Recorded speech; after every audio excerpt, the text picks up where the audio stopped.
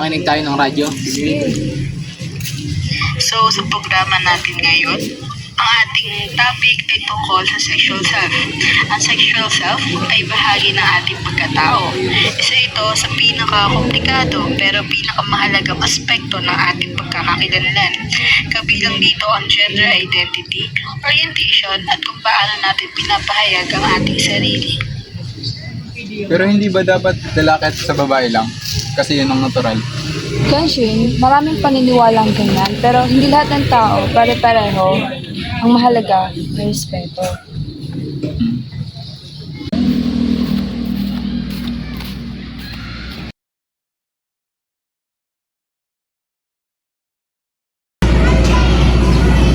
Kakalat na naman yung mga yan sa kalsada. Nakakahiya. Hayaan mo sila, buhay nila yun. Ewan ko ba? Bakit may pinanganak na ganyan? Buti na lang hindi ganyan ang anak natin. Hindi ko alam kung ano yung ginagawa ko. Parang hindi ko na kaya sabihin kahit sa sarili ko kung sino. Te, huwag mong madaliin yung proseso. Pero huwag mo rin hayaan malulog ka sa katahimikan.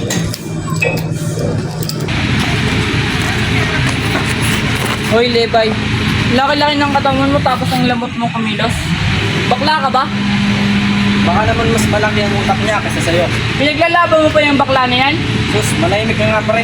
Baka di ko matansya ang ugali mo. Malis ka na nga. Huwag ko sa inyo, magsama kayo, mga bakla. Yan na yun pre.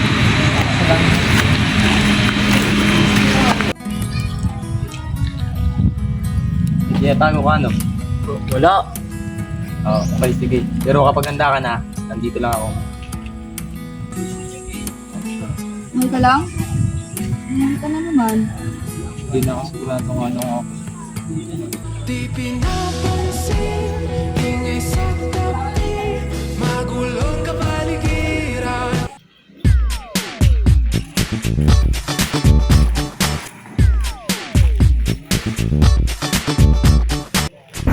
Ako'y kinikilig, bakit kayo lumalapit ako'y nanginginig, at nadarama ang puso na pumipintig, natutuwa sa iyong tinig, o ito nga ba ang pag-ibig? Tama na, ano ba? Ayan mo. Hindi! Lebay, ito ba yung dahilan kung bakit lagi kang malungkot? Ma, oo. Di ko na kayang itanggi pa. Hindi kita pinalaki bilang isang bakla. Ang anak ko ay lalaki at hindi isang bakla. Tama na, ano ba? Kung ano ang anak natin, dapat ay matanggap natin siya. Matatanggap mo yan? Kasalanan yun sa Diyos at sa mga mata ng tao. Ma, pa, huwag na po kayong mag-away. Kung hindi nyo ako tanggap, ako na lang po ang aalis.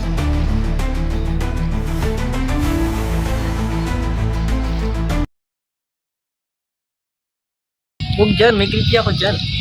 Ay, pre. Anak, tanggap na namin ang lahat. Pasensya na sa mga nangyari. Dala lamang yun ng emisyon. Sana mapatawad mo kami ano. Umuwi ka na sana sa bahay. Ma, pa, okay lang yun. Ang mahalaga, tanggap nyo kung sino at ano ako. Ang sexual self ay hindi kinakaya. Ito ay bahagi ng kung sino tayo. Matagal kong ikinulong ang aking sarili sa takot. Pero ngayon, unti-unti ko nang pinipiling maging malaya.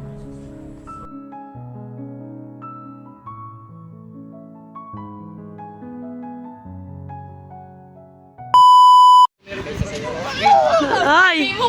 Paano, ano ko, masulpot lang ako?